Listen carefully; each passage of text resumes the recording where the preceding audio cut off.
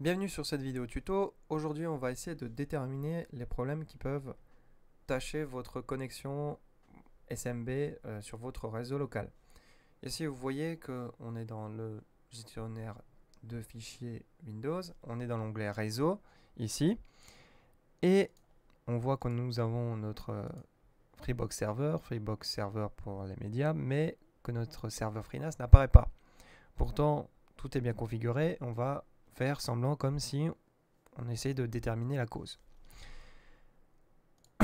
Ici, nous avons l'interface de notre Freebox. Donc, c'est à peu près le même ordre d'idée, quel que soit le fournisseur d'accès, que ce soit chez Orange, chez SFR, peu importe.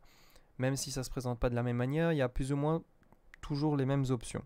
Et surtout, ce sont des options de base et indispensables pour pouvoir contrôler ce qui se passe sur votre box Internet. Ici, il y aura forcément chez vous un onglet qui va permettre de voir tous les appareils qui sont connectés ou qui sont ici, vous voyez en gris, qui ont été connectés à un moment donné. On peut avoir des propriétés dessus, vérifier s'il est toujours actif, le nom qui lui a attribué, et vérifier s'il est connecté à l'instant T, et surtout à quel endroit on peut le joindre. Donc là, vous voyez que je peux le joindre parfaitement, il n'y a pas de problème. Là, je suis connecté. Donc, première étape, c'est fait, c'est connecté, ça fonctionne, pas de problème. De ce côté-là, mon serveur FreeNAS est connecté à ma Freebox. Du côté du serveur FreeNAS, on va vérifier aussi, dans un premier temps, si le service SMB a été activé. Donc là, vous voyez, il est coché, enfin, il est activé et il se met en marche à chaque fois que je le démarre. On va voir au niveau des options. Les options, je n'ai pas touché à quoi que ce soit, j'ai tout laissé par défaut. De toute manière, tout a été pensé pour qu'on ait une utilisation plug and play. Donc vous lancez le truc et ça se met automatiquement en route et vous n'avez rien à faire. Sauf si vous avez des besoins tout à fait précis. La petite chose à savoir, c'est à ce niveau-là, si jamais votre Freebox ou Orangebox ou SFRbox change l'adresse IP de votre NAS, il faudra le changer manuellement à cet endroit. Ça, c'est une petite chose à savoir. Avant, c'était comme ça. Ça ne marchait pas. Je l'ai activé. Ça marchait. Donc, à savoir aussi. Une fois que c'est fait, on va vérifier dans les dossiers partagés. Donc, j'en ai deux. J'en ai un qui s'appelle privé, l'autre public. On peut aller voir comment ça se présente. Donc, je lui ai donné un dossier que je souhaite partager, que je souhaite montrer à toute personne qui y accède. Je lui ai donné un nom. Ça, j'ai tout laissé désactivé. Ça, pareil.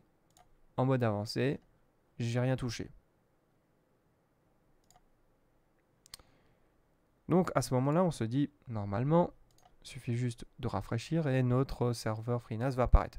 Il arrive, dans mon cas, précisément, qu'il n'apparaît pas. De manière automatique, il ne le trouve pas.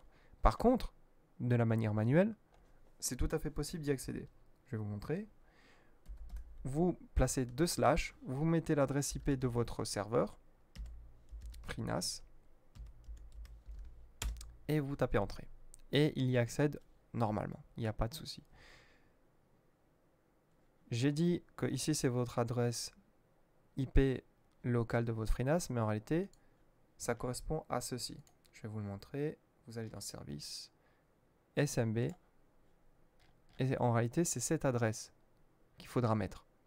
Mais la plupart du temps, l'adresse IP de votre FreeNAS et celle-ci sont les mêmes. Il y a seulement dans de très rares cas où c'est différent, et dans ce cas-là, il faudra se référer évidemment à celle-ci. Mais si vous avez plusieurs adresses IP, à mon avis, vous avez suffisamment de connaissances pour vous démerder sans regarder ce tuto. Quoi qu'il en soit, vous pouvez rentrer dans les différents dossiers partagés sans aucun souci. Il peut vous demander un compte, un mot de passe et un nom de compte. Dans ce cas-là, il faudra évidemment vous référer au compte que vous avez créé. Et moi, étant donné que j'ai un compte qui est identique à cet endroit sur le FreeNAS et sur mon PC Windows, c'est exactement le même nom de compte et le même mot de passe, eh ben, il ne me pose pas cette question à ce moment-là.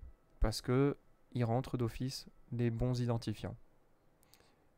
N'hésitez pas à laisser un pouce bleu ou un pouce rouge, à vous abonner, à partager la vidéo, à poser vos questions dans la section commentaires et je vous retrouve pour d'autres vidéos tuto.